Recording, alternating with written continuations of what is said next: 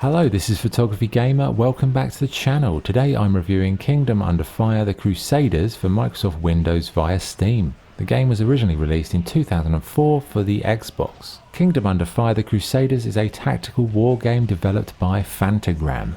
The game combines third-person hack-and-slash gameplay with military tactics and light role-playing elements.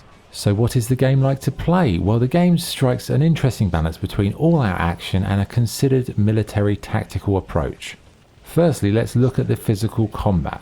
When your character enters close proximity to an enemy unit, the camera swoops in close and it's time for some hack-and-slash gameplay. You can do light and heavy attacks and special moves once your meter has a sufficient level. You'll be wading through crowds of enemy grunts as you seek out their leader. Take out the leader and the unit is done for. It may not be that tactical or as in-depth as more modern combat titles, but it sure is a lot of fun and it's reminiscent of games like Dynasty Warriors in terms of the close combat. The second half of the combat is more tactical. If you don't want to engage in hand-to-hand combat, you can deploy a variety of strategies to weaken or eliminate your foes.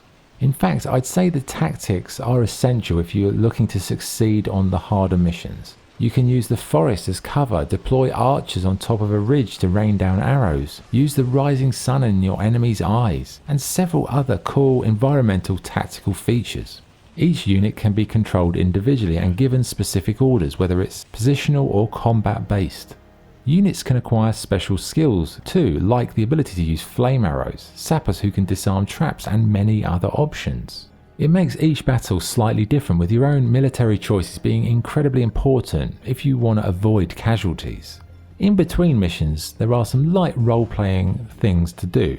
You can enter the barracks, hire mercenaries, or level up your leader or their unit. Skills can be altered, equipment can be purchased, and you can also change the unit type. So if you'd rather have paladin knights who can fight and heal, or bring in the horse riding cavalry, have a ballista, or even giant eagles and creatures, it's completely up to you.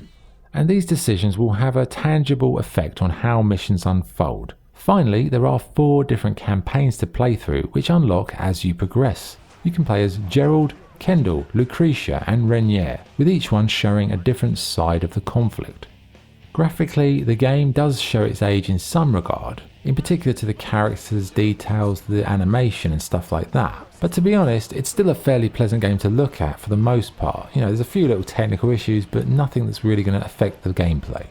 In terms of sound, the voice acting, it's pretty varied, with a good moment here and there, mostly mixed up with like a cringe fest. The sound effects are loud, bold and punchy, but the musical soundtrack is the standout. The game has this heavy metal kind of cinematic scoring, and it really suits the chaos and the violence of the hack and slash moments.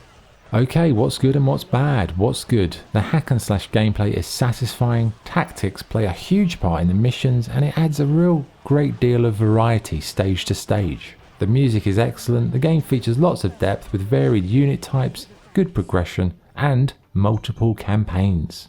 What's bad? The hack and slash sections are a bit limited, graphically the game could have done with an overhaul, and the controls are a little muddled, lacking a kind of intuitive feel.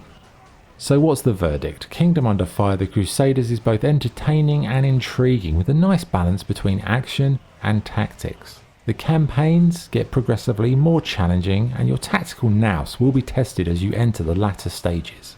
The unit variety is very impressive, and how these units impact on the skirmishes unfolds is always interesting to observe. So overall, it's a pretty unique game that mixes the visceral button bashing of Dynasty Warriors with a thoughtful and tactical system that adds a real cerebral method to the madness. Yes, in some regard it's a bit dated, but it's still remarkably playable all these years later, and if you're a combat fan or a tactics fan, strongly recommend it. Okay, my score for Kingdom Under Fire: The Crusaders is 8 out of 10. Okay, that was the review. Thanks for watching. If you enjoyed the video, please like, please subscribe.